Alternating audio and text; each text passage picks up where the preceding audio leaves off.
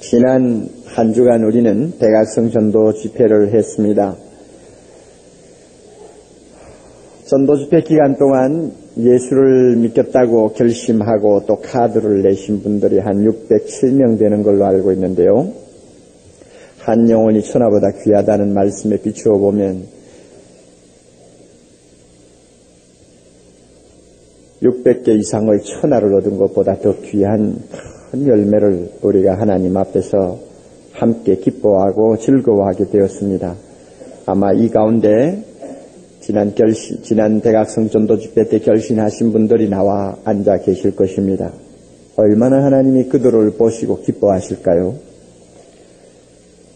또 언제 예수 믿었든지 간에 이 자리에 나와서 예배를 드리는 우리 모두를 하나님이 얼마나 귀엽게 보실까요? 우리가 상상할 수가 없죠. 그런데 부모가 오랫동안 기다리던 자식을 얻었다고 해서 마냥 자식 얻은 것만 가지고 기뻐할 수는 없지 않습니까?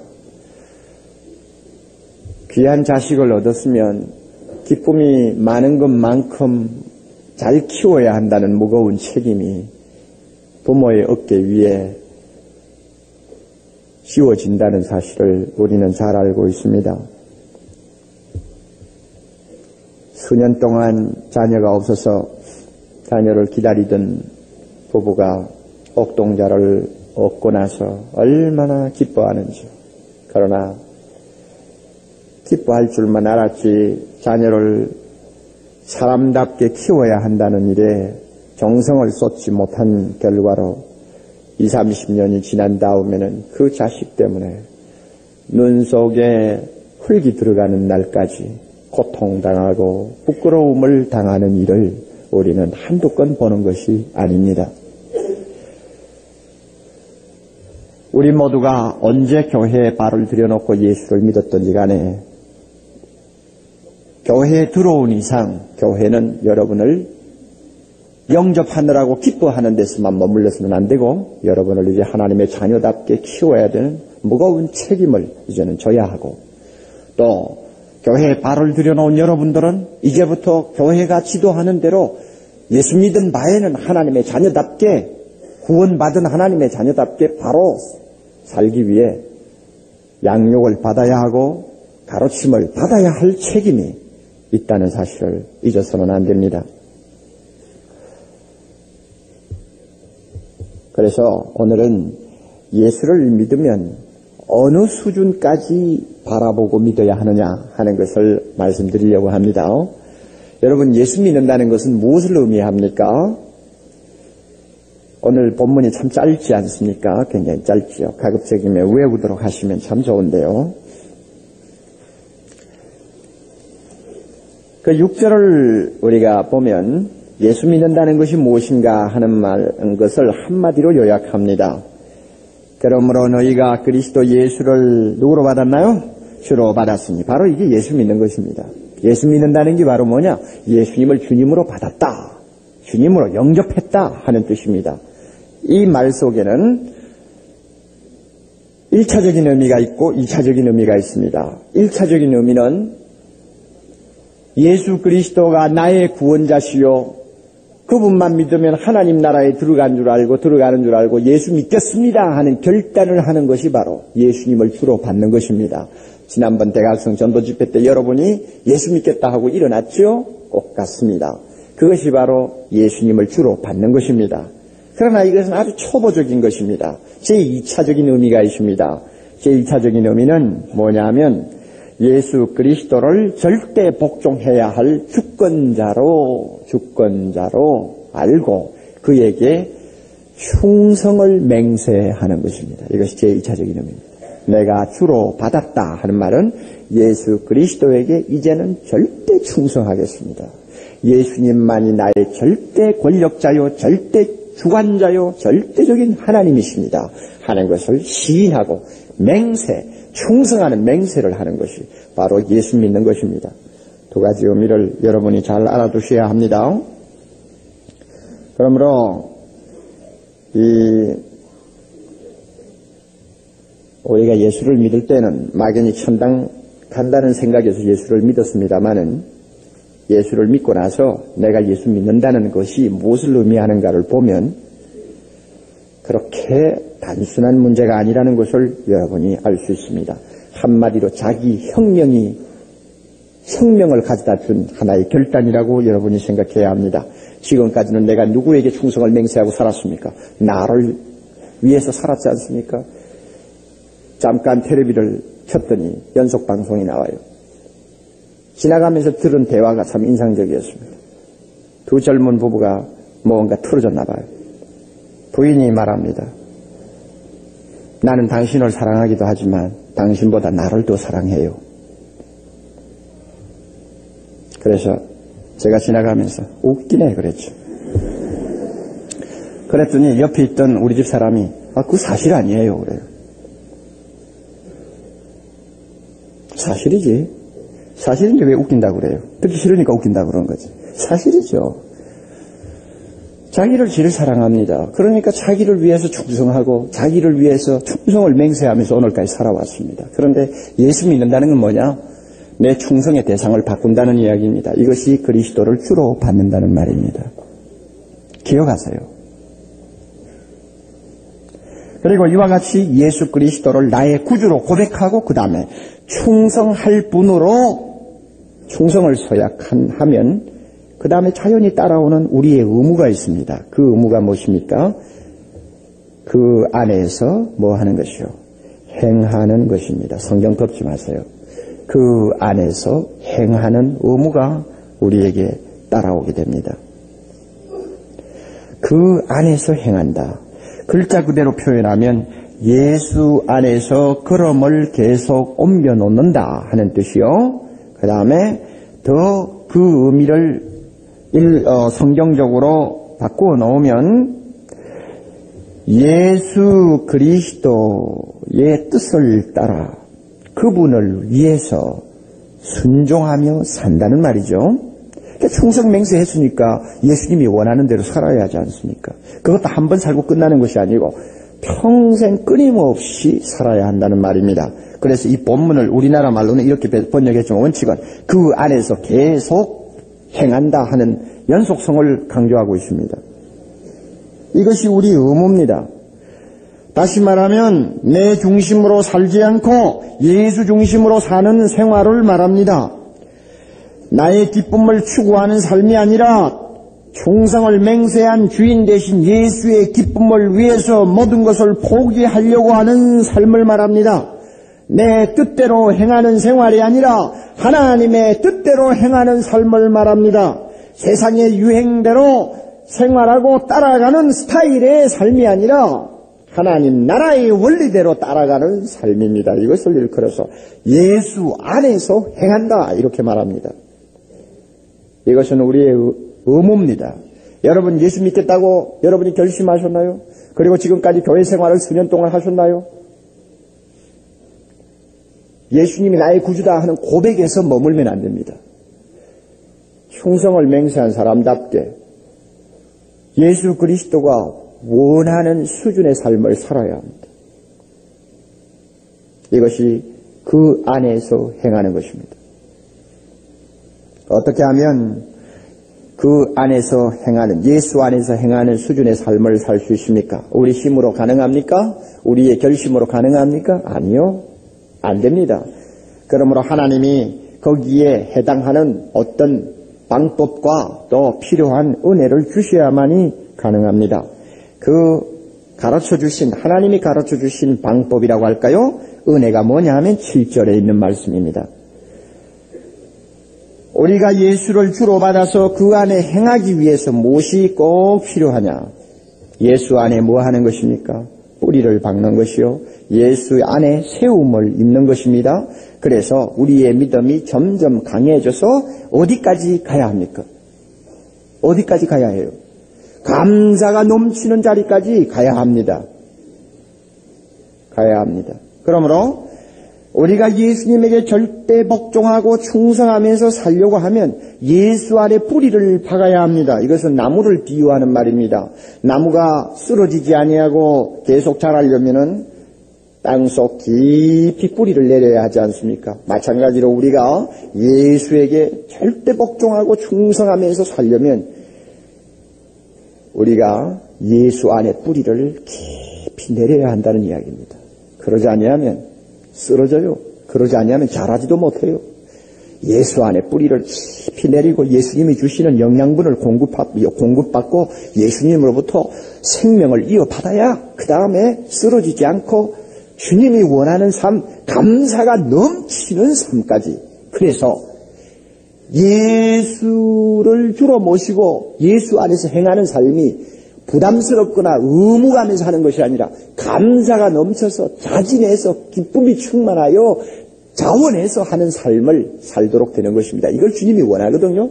그렇게 하기 위해서는 예수 안에 뿌리를 깊이 박아라. 나무처럼. 그 다음에 건축물의 비유를 합니다.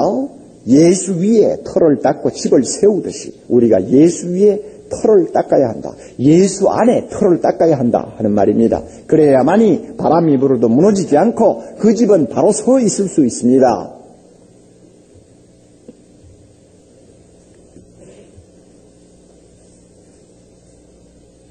한번 생각해 보세요. 예수 안에 뿌리를 내린다, 예수 안에 털을 닦는다. 무슨 뜻일까요, 사실? 우리가 말하기는 쉬워도 도대체 어떤 것인가 하는 것을 질문하면은 금방 대답이 나오지를 않을 수도 있습니다. 그런데 여러 가지 해석이 있을 수 있습니다만은 2절과 3절 가까운 곳에 있는 말씀을 참고하는 것이 바람직합니다. 2절 앞부분은 여러분이 몰라도 괜찮아요. 뒷부분을 보세요. 하나님의 비밀인 누굽니까? 그리스도를 깨닫게 하려 함이라 하는 말씀 있죠. 예수 그리스도를 깨닫는다. 왜 깨달아야 하느냐? 그리스도 안에는 뭐가 있습니까? 지혜와 지식의 모든 보화가 감추어 있다고 했습니다. 지혜와 지식의 보화가 예수 안에 감추어 있어. 보물이 있다 그 말입니다. 예수 안에 보물이 있어. 보물이 뭐요? 인류 역사가 시작된 이래로 모든 인간이 가장 찾아서 헤매던 대상 아닙니까? 보화, 보물, 지혜, 이거 위해서 얼마나 많은 사람들이 생명 걸고 싸웠고 생명 걸고 노력했습니까? 인류가 가장 원하는 것, 이것이 누구에게 있느냐? 예수 안에 있다 그 말입니다. 그러므로 예수를 깨닫기만 하면 예수 안에 있는 모든 보화와 지혜가 내 것이 됩니다. 예수를 깨닫기만 하면 이 말은 안다는 말하고도 통합니다. 성경에는 깨닫는다, 안다는 말이 같이 통합니다. 예수를 알기만 하면 예수 안에 있는 모든 보화가 내 것이 됩니다. 그럴 때 그 사람이 얼마나 행복해질까요? 얼마나 행복할까? 따라서 뿌리를 내린다, 예수 안에 뿌리를 내린다는 말은 예수를 안다는 말이요, 예수를 깊이 깨닫는다는 말과 통합니다. 그렇게 보시는 게 제일 안전합니다. 우리가 예수 안에 뿌리를 깊이 내리고 예수님으로부터 모든 것을 받아들이고 모든 것을 공급받는다면 그건 예수를 안다는 말이요, 예수를 교제한다는 말이요, 예수와 함께 깊은 관계를 맺는다는 이야기입니다.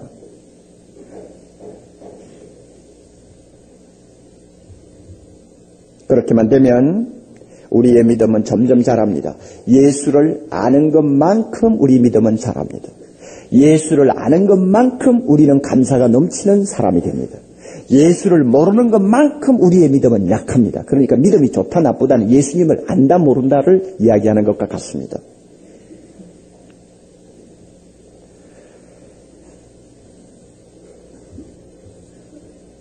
우리가 예수를 안다 하는 말을 합니다마는 꼭 하나 여러분이 기억을 해두세요. 예수를 믿는다는 말하고 안다는 말하고는 좀 구별을 하셔야 됩니다. 대각성 전도 집회를 통해서 아니면 전도를 받아서 나 예수 믿겠습니다 하고 결단하지 않습니까? 그러면 그 결단은 예수를 발견했다는 의미지 예수를 안다고 말하기는 좀 곤란합니다. 내가 아는 거 얼마나 아는 거예요? 이것만큼 아는 거예요. 예수님이 나를 위해 십자가에 죽으셨다. 그거 아는 정도고 예수님이 나의 구원자 되셨다는 그거 아는 정도 아닙니까? 그러니까 그건 발견이죠. 첫 발견이요. 그러나 예수라는 인격을 안다고 말할 때는 그건 문제가 있습니다. 뭘 안다는 말이요?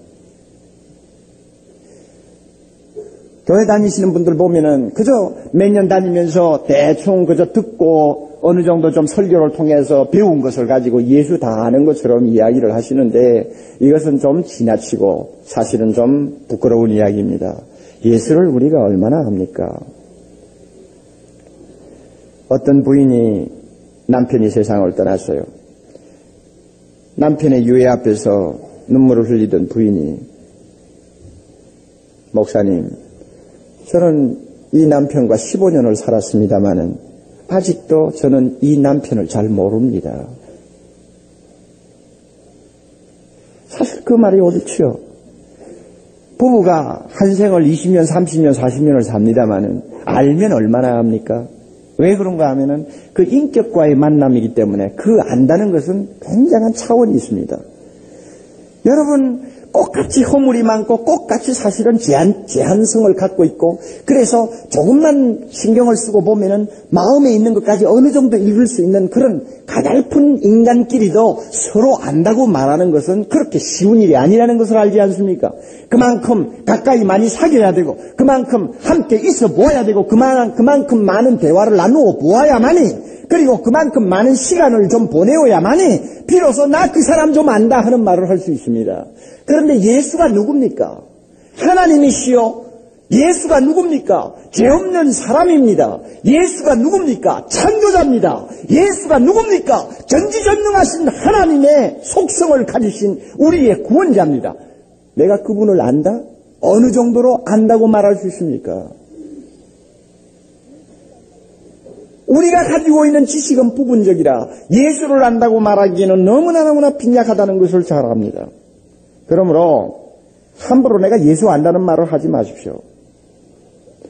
오늘날 교회에 다니는 많은 분들에게 나타나는 신앙생활의 모순이 어디에서 오느냐? 예수를 모르는 모순에서 전부 나옵니다. 예수를 알면 아는 것만큼 믿음이 자라고 예수를 알면 아는 것만큼 신앙생활의 모순과 고통이 축소됩니다. 그러나 예수를 모르면 모르는 것만큼 자기 신앙생활은 모순을 안게 되고 고통을 안게 됩니다. 그러므로 모든 키가 예수를 얼마만큼 아느냐 그 말입니다. 다시 말하면 예수에게 얼마만큼 뿌리를 깊이 내리고 있느냐 하는 말입니다. 그런데 이 말을 좀 바꾸면요. 예수를 안다 깨닫는다 예수에게 뿌리를 깊이 내린다 하는 말을 좀 바꾸면요. 저는 이렇게 말하고 싶습니다. 예수에게 사로잡힌다고 말하고 싶습니다. 사람을 깊이 알고 매혹을 당하면 어떻게 되나요? 잡혀버려요. 바울이 잡혔다고 그랬습니다. 자기는 예수에게 잡혔다. 그리고 예수님을 한번 발견하고 그분이 어떤 분인가를 알기 시작하니까 지금까지 마음속에 중요하다고 생각하던 거 다 아무것도 아닌 것으로 마음에서 떠났다고 했습니다. 그래서 화장실에 배설물에다가 비유를 했지요.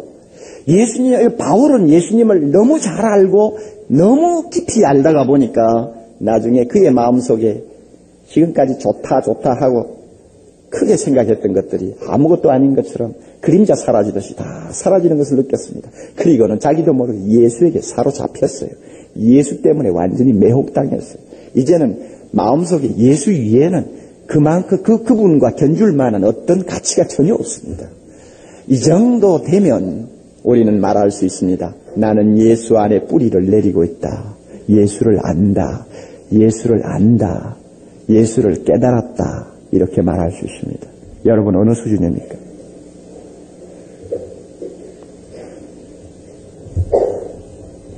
어느 수준이세요? 내가 예수에게 사로잡혔다고 자신 있게 말할 수 있나요? 그렇게 돼야 정상입니다. 골로새 교인들에게는 좀 어려운 시험이 하나 있었습니다.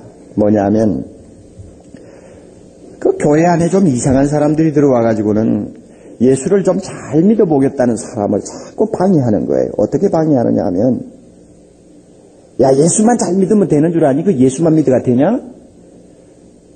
헬라 철학도 좀 배워야 되고 또 유대나라 율법도 좀 잘 지켜야 구원을 받지. 예수만 잘 믿는다 구원 받냐? 야? 하면서 소매를 붙들고 늘어지는 것입니다. 이런 시험을 잘 믿어보겠다는 사람들이 받고 있었습니다. 그래서 바울이 지금 사실은 골로새서를 썼는데 오늘 현대 20세기를 사는 우리에게 이런 비슷한 시험이 있습니까? 저는 있다고 생각합니다. 어떤 면에서는 더 간사한 시험입니다. 그것이 뭐냐면 예수를 적당하게 믿는 것이 오히려 더 지성적이고 현실적이라고 생각하는 사람들이 주는 시험입니다. 좀 열심히 예수를 믿어보겠다고 하면 그런 사람들이 옆에서 붙들고 야, 너무 빠지면 안 돼. 그거는 극성이야. 미쳤어. 여러분 그런 표현 쓰죠? 빠졌어. 극성이야. 미쳤어. 그래서 그렇게 좀 믿어보려고 열심을 내는 사람을 붙들고 말립니다. 이런 사람들은 자기가 굉장히 중용을 잘 지켜서 균형을 잃지 않고 신앙생활을 하는 지성인으로 또 현대인으로 자부를 합니다. 이런 분들은 주일날 예배는 출석을 잘 하십니다. 왜냐하면 한번 교회 다니겠다 결심했으면 절대 빈말을 남기지 않는다는 고집이 있기 때문에 출석은 잘합니다. 그러니까 예배 출석 잘하는 것도 결국 자기의 프라이드를 위해서 잘하는 거죠. 그리고 집에 가면 성경 찬송 꽂아 놓습니다. 또 사회생활 하시다가 필요하면 자기가 교회를 다닌다는 신분을 밝힙니다. 다 좋은데 그러나 자기 마음속에 분명한 선이 있습니다. 빠져서는 안 된다 하는 선이 있습니다. 그럼 자기만 그러면 좋겠는데 열심히 믿겠다고 하는 사람을 붙들고 같이 늘어집니다. 너무 빠지면 안 된다고 생각합니다. 그리고 강요합니다. 무서운 시험입니다. 이런 분들은요, 기도를 할 때 예수님처럼 절대 기도는 못하는 분입니다. 예수님은 아버지 뜻대로 하옵시고 내 뜻대로 마옵소서 하는 기도했는데 적당주의자들은 어떻게 기도합니까? 하나님 아버지, 아버지의 뜻대로 하옵시고 내 뜻대로도 하옵소서. 여러분 바로 이런 사람입니다. 예수를 처음 믿는 사람에게 제일 곤란한 장애거리가 된다면 바로 이 적당하게 믿기를 원하는 사람들입니다. 여러분 분명히 알아두세요. 적당주의 신앙생활은 성경이 이야기하는, 다시 말하면 하나님이 원하는 신앙생활이 아닙니다. 예수를 주로 모셨으니 그 안에서 행하라 하는 예수님의 명령대로 사는 삶이 아닙니다. 여러분의 양심이 그것을 증명합니다. 그것은 세속주의입니다. 하나님도 사랑하고 세상도 사랑하려는 매우 간사한 마음의 처신입니다. 천국이 있으면 그곳에도 들어가고 동시에 세상에서도 재미를 보겠다고 하는 욕심에서 나오는 생각입니다. 이런 생각을 가진 사람의 믿음은 빨리 고쳐져야지, 고쳐지지 아니하면 나중에 큰 불행을 겪을 수도 있습니다. 그러므로 교회를 처음 나오기 시작하신 분이나 또 믿은 지 얼마 안 되신 분이나 또 예수를 오래 믿었지만 아직도 예수님을 안다고 말하기에는 너무나 약한 자리에 계신다고 스스로 자인하시는 분들에게 부탁합니다.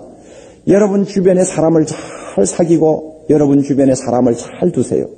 적당주의로 믿는 것을 오히려 현실적이라고 생각하는 사람을 가까이 두지 마세요.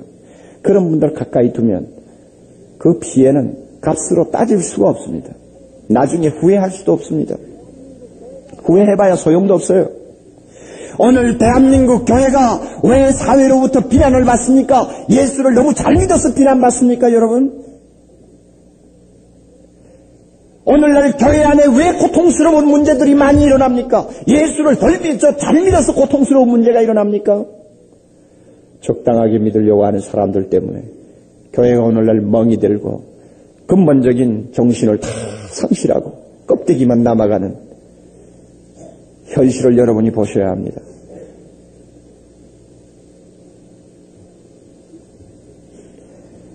그러면 예수에게 이 뿌리를 내린다 하는 것은 예수에게 사로잡히는 것을 말한다. 예수를 깊이 인격적으로 아는 것을 말한다고 제가 말씀했죠. 그러면 어떻게 해야 이와 같은 은혜를 받을 수 있습니까? 어떻게 해요?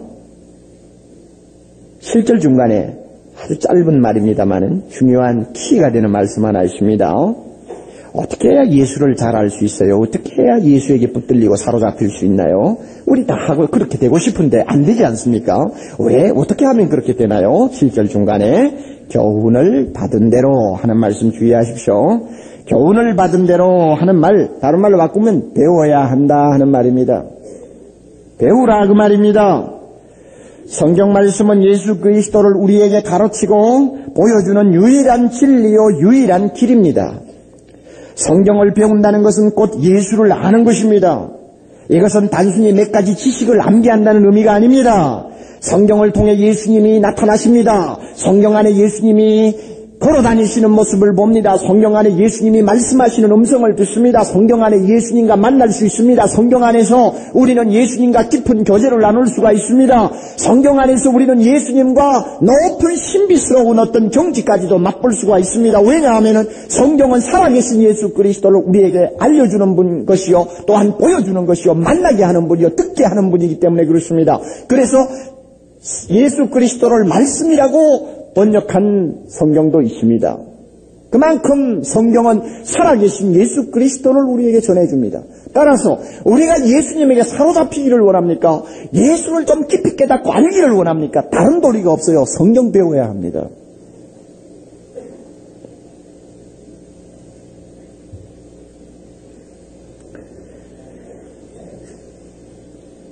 사랑의 교회는 지난 10여 년 동안 교회에 들어오시는 분들에게 어떻게 하든지 말씀 잘 가르쳐서 예수를 좀 알고 생활하는 사람 만들어 보려고 최선을 다했습니다. 앞으로도 변함이 없을 것입니다.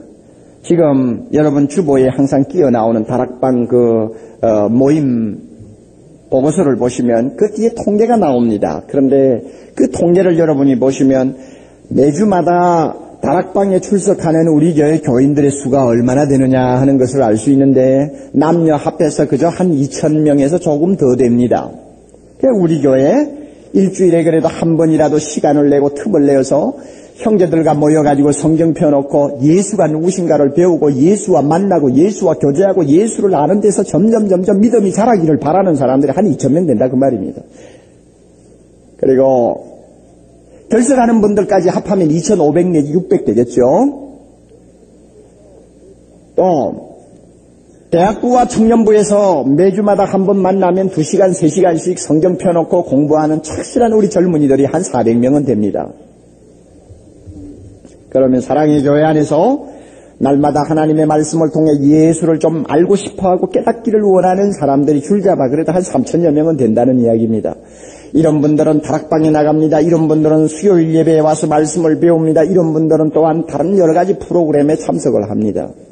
그런데 나머지 한 2,500명은 어디서 무엇을 하고 계시는가? 자, 이것이 문제입니다. 여러분이 만약에 나머지 2,500명 안에 들어가신다고 생각하면 잘 깨달으세요. 잘 생각하세요. 주일날 겨우 와서 설교 한 번 듣지 않습니까? 설교 한 3, 40분 여러분 들으세요. 그것도 참 중요한 것입니다. 그러나 옥 목사가 무슨 모세와 같은 대단한 인물이 아닌 이상 여러분에게 주일날 한 번 설교해서 여러분 보고 예수를 잘 알 수 있도록 만들 자신은 전혀 없습니다. 저 손 들어요. 전혀 불가능합니다. 안 돼요. 주일날 오셔서요. 한 3, 40분 설교 하나 가지고 그것을 들으면서 예수 잘하는 사람 될 수 있느냐. 그래서 정말로 예수에게 자기 생명도 바치고 충성하는 기쁨으로 충성하는 사람이 될 수 있느냐. 불가능해요.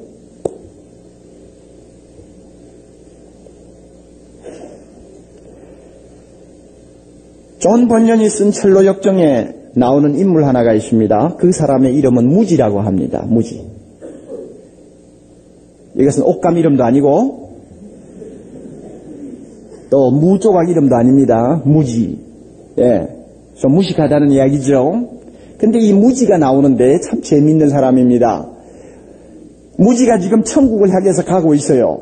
가고 있는데 이 무지는 어디서 들어온 사람이냐 하면 좁은 문을 통해서 들어온 사람이 아니고 옆에 있는 옆 오솔길을 통해서 들어온 사람입니다.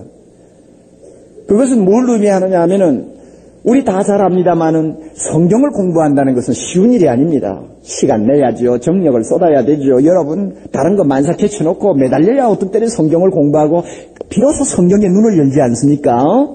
그러니 그와 같이 일을 그렇게 배우고 하는 것이 매우 어려운 일이라 마치 좁은 길을 걷는 것 같죠. 그런데 무지는 매우 배우기를 싫어합니다. 편하게 예수 믿고 싶어 하니까 곁길로 들어온 사람이 되었습니다. 여러분 이 가운데서 하나님의 말씀 잘 배우기를 그렇게 달가워하지 않는 분들, 여러분은 지금 좁은 길로 들어온 분이 아니고 옆길로 들어온 사람이에요. 옆길로 들어온 사람. 항상 그래야 되겠어요? 절대 그러면 안 됩니다. 그리고 철로역정에 보면 무지는 말이죠. 예수 잘 믿고 지금 신앙생활 잘하고 있는 크리스찬이라는 사람하고 소망이라는 사람하고 함께 있기를 원하지 않습니다. 크리스찬이 아무리 같이 가자고 해도 몇 마디 대화를 나누어 보고는 같이 안 가고 뒤로 떨어져서 자기 혼자 걸어옵니다. 이것도 무엇을 가르치는지 압니까? 성경 배우기를 좀 싫어하는 사람들은 교회 안에서 예수 잘 믿고 성경 열심히 배우는 사람하고 같이 동행을 잘 안 합니다. 거북스럽고 어떤 면에 이질감을 느끼니까 가급적이면 좀 멀리하고 싶어 합니다. 그리고 혼자 외톨이로 신앙생활 하죠. 외톨이로 신앙생활 한다. 그건 교회 안의 이야기고, 그러면 세상 밖에 나가면 친구들이 많습니다.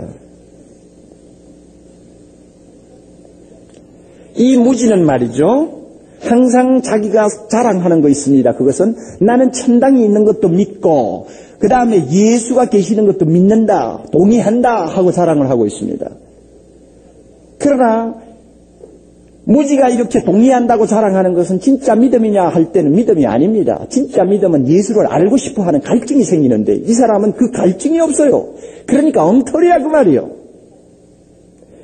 하나님이 있고 천당이 있는 것은 마귀도 다 인정한다고요. 귀신도 다 인정하고 소리 지르는데 뭐 그것이 뭐 그렇게 대단하느냐 그 말이에요. 무지는 또 자기가 자랑하기를 나는 내 마음과 내 신앙생활은 일치한다고 늘 확신한다고 자랑합니다. 그러니까 크리스찬이 있다가 당신이 마음과 신앙생활이 일치한다는 것을 어떻게 증명합니까? 그랬더니 내 마음이 증명합니다 이럽니다.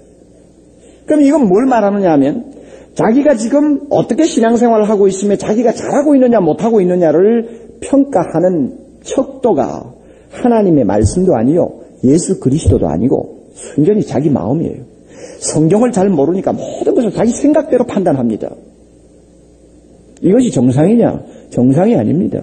예수 믿는 사람에게는 그러면 안 됩니다. 우리의 마음을 지배하는 성령이 계시고 우리의 모든 이성을 지배하는 하나님의 말씀이 계십니다. 더 나아가서는 우리 인격 전부를 인도하고 계시는 하나님의 아들이 계십니다. 그러므로 우리가 평가받아야 하는 것은 예수님 앞에 가서 평가받아야지, 말씀으로 평가받아야지 내 마음을 가지고 평가하면 안 됩니다. 이런 의미에서 무지가 잘못된 거예요. 그런데 무지 나중에 보세요. 천국문에 가서 쫓겨나오는 것을 여러분이 철로역정을 한번 읽으면서 보세요. 저는 여러분 중에 한 분도 이런 무지가 되지 않기를 바랍니다. 만약에 우리가 예수를 믿겠다고 결심하고 일어난 다음에 한 2-3시간 있다가 죽을 사람이면 문제는 간단해요. 여러분 우리가 잘 아는 바와 같이 예수님 오른편에 있는 강도는 몇 시간 예수 믿고 죽었어? 예수님이 십자가 6시간 달려 계셨거든. 그러니까 처음부터 뭐 예수님 잘못했습니다 회개하고 나오진 않았을 거예요. 중간에 한참 지나서 제가 볼 때 한 두서너 시간 예수 믿은 것 같아요. 그 강도가 예수 믿을 때 그 예수님을 아는 그 지식은 굉장히 소박하고 단순했습니다. 예수님이 하나님의 아들이요 그가 죄가 없는 분인 줄 알았고 그분에게 의지하면 하나님 나라 들어갈 수 있다고 하는 단순한 지식이었습니다. 그러나 그 강도는 그것 때문에 구원받았어요. 왜냐하면 그 사람에게 시간이 더 없어요. 두서너 시간 지나면 끝나야 되니까. 그래서 주님이 그를 구원해 주셨고 그 사람 보고 너 왜 성경 공부 안 했느냐, 왜 나를 좀 더 깊이 알지 않았느냐고 나무라지 않았어요. 만약에 오늘 우리가 2-3시간만 지나고 죽을 사람 같으면 지금 예수 믿는 그 믿음 가지고도 괜찮아요. 그래서 성경 공부하기 싫으면 빨리 죽게 해달라고 기도하세요. 빨리 죽게 해달라고. 그러나 우리 앞에 20년, 30년, 40년이 남았는데 그 기간을 놓고 하나님이 성경을 우리 손에 들려주면서 단순히 예수님은 나의 구원자다 하는 그것만 믿고 살도록 만들어 놨겠어요? 여러분 한번 생각해 보세요. 만약에 우리가 정신박약하라고 한다면, 그래서 하나님의 진리를 아무리 설명해도 잘 깨닫지 못한다고 한다면 예수가 나의 구원자다는 한마디 말로 구원받을 수 있습니다. 하나님이 그런 은혜를 주셔요.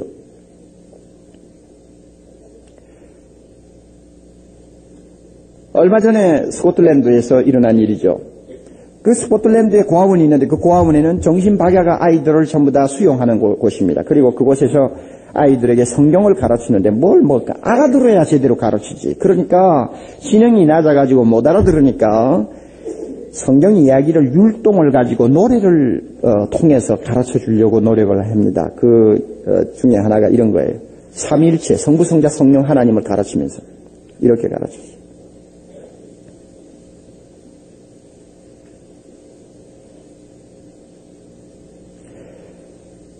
한 분 안에 세 분이 있고 세 분 안에 한 분이 있다. 그러면 애들이 뭐 이러는 거예요. 한 분 안에 세 분 있고 세 분 안에 한 분이 이렇게 하는 거예요. 그리고 그 다음에 또 그 세 분 중에 가운데 있는 분이 나를 위해 죽으셨다 할 때는 이렇게 손을 잡게 만들었어요. 애들이 지능이 낮으니까 그렇게 해서라도 성부, 성자, 성령 중에 성자가 나를 위해 죽으셔서 나의 구원자가 되셨다는 걸 가르치려고 노력한 것입니다. 아니 이렇게 하다가 뭐 이러면서 애들이 이제 율동을 하는 거죠. 그런데 그 아이들 중에 정신박약에다가 귀까지 먹은 애가 있습니다. 그런데 그 애가 따라 하긴 해요. 하는데 저희가 알고 하는지 무엇을 조금이라도 깨달았는지 뭐 전혀 아는 사람이 없습니다.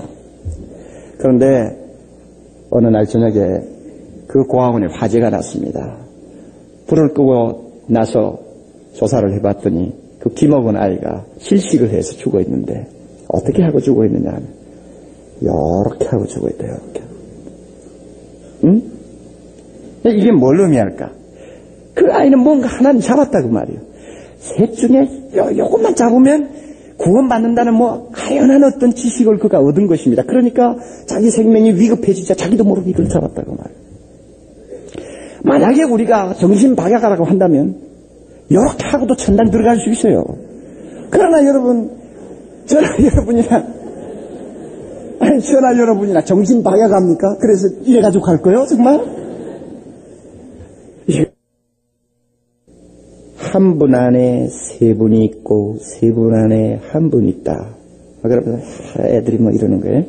한 분 안에 세 분 있고 세 분 안에 한 분이 이렇게 하는 거예요. 그리고 그 다음에 또 그 세 분 중에 가운데 있는 분이 나를 위해 죽으셨다 할 때는 이렇게 손을 잡게 만들었어요. 애들이 지능이 낮으니까 그렇게 해서라도 성부, 성자, 성령 중에 성자가 나를 위해 죽으셔서 나의 구원자가 되셨다는 걸 가르치려고 노력한 것입니다.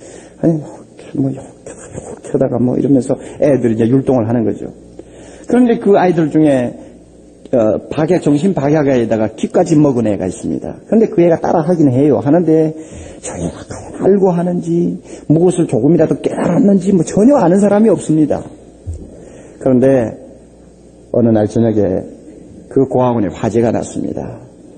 불을 끄고 나서 조사를 해봤더니 그 귀먹은 아이가 실식을 해서 죽어 있는데 어떻게 하고 죽어 있느냐 하면 이렇게 하고 죽어 있다. 이렇게. 응? 이게 뭘 의미할까? 그 아이는 뭔가 하나님 잡았다고 말이에요. 셋 중에 요것만 잡으면 구원받는다는 뭐 아연한 어떤 지식을 그가 얻은 것입니다. 그러니까 자기 생명이 위급해지자 자기도 모르게 이걸 잡았다고 말이에요. 만약에 우리가 정신박약하라고 한다면 이렇게 하고도 천당 들어갈 수 있어요. 그러나 저나 여러분이나 정신박약합니까? 그래서 이래가지고 갈 거예요, 정말? 이거는 안 되는 것입니다.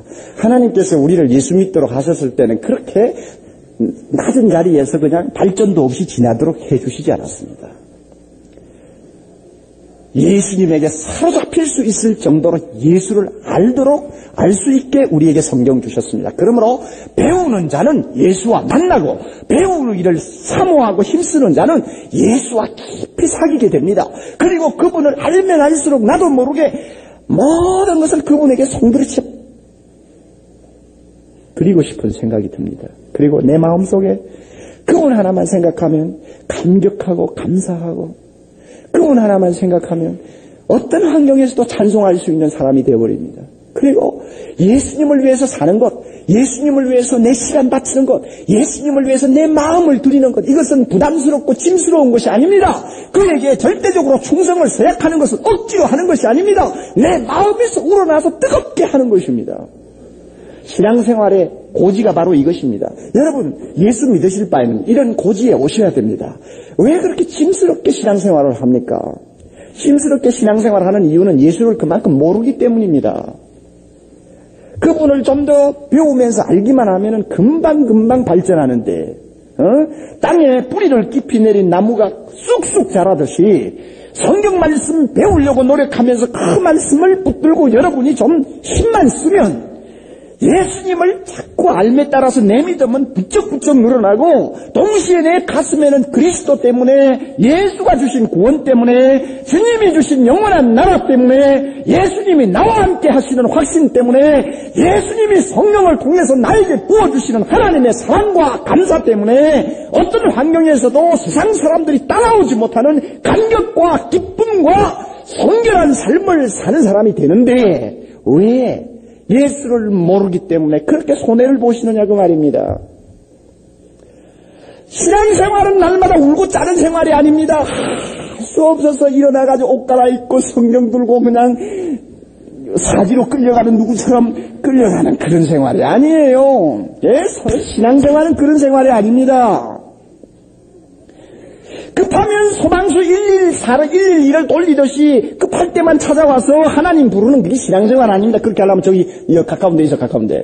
거기 가세요. 거기 가면 막 1000번만 하면은 끝나요. 도저히 부탁합니다.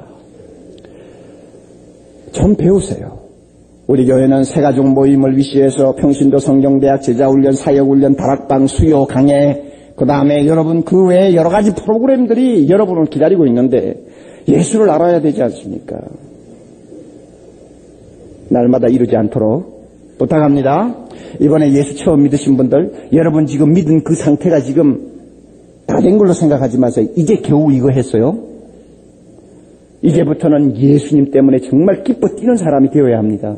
그리고 주를 위해서는 무엇이든지 할 수 있는 최대의 가능성을 가진 멋있는 사람으로 바뀌어야 합니다. 그래 신앙생활은 즐겁고 기쁘고 감사하고 어떤 고난이 와도 신앙생활 속에서 우리는 새 힘을 얻는 그런 높은 수준으로 올라가려면 예수에게 사로잡혀야 합니다. 이것만이 키입니다.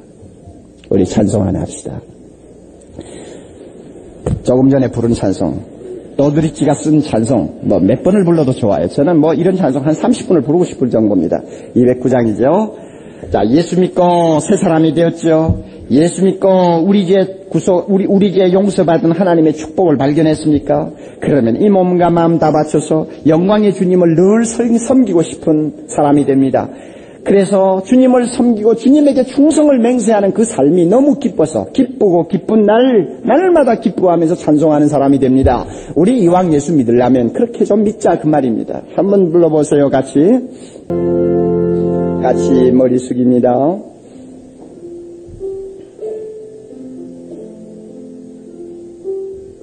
말씀을 정리하십시오. 예수를 믿는다는 것은 예수를 나의 주로 영접했다는 말입니다. 예수님을 나의 주로 영접했다 하는 것은 예수님이 나의 구주 되시는 것을 고백하는 것도 되지만은 더 나아가서는 그에게 죽도록 충성을 맹세하는 서약이라고 그랬습니다. 이와 같이 맹세를 한 사람은 예수 안에서 행해야 합니다. 다시 말하면 예수님의 뜻에 따라서 나의 삶을 순종해야 합니다. 어떻게 순종할 수 있습니까?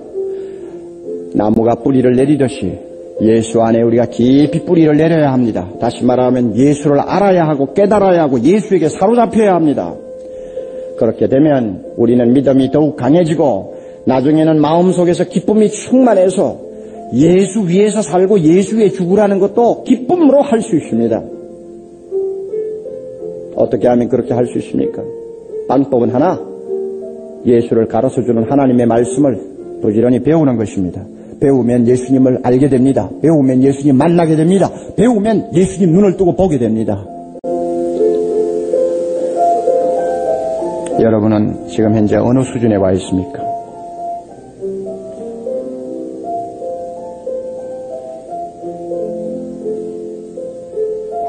예수님을 안다고 말할 수 있습니까? 예수님을 아는 지식이 여러분을 완전히 사로잡는 역사가 일어나고 있습니까?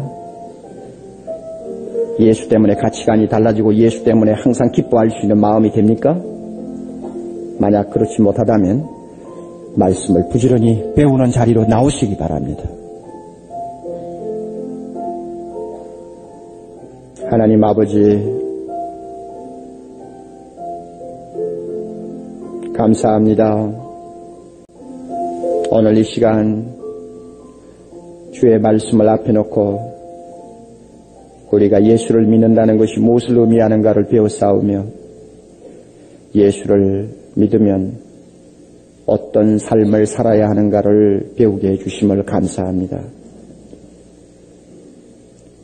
우리 생각에는 예수님이 원하는 삶을 사는 것은 불가능하게 보입니다마는 말씀을 통해서 예수를 알고 예수에게 사로잡히기만 하면 예수님이 원하는 삶을 사는 것이 어렵지 않다는 것을 말씀을 통해 배우게 하심을 감사합니다.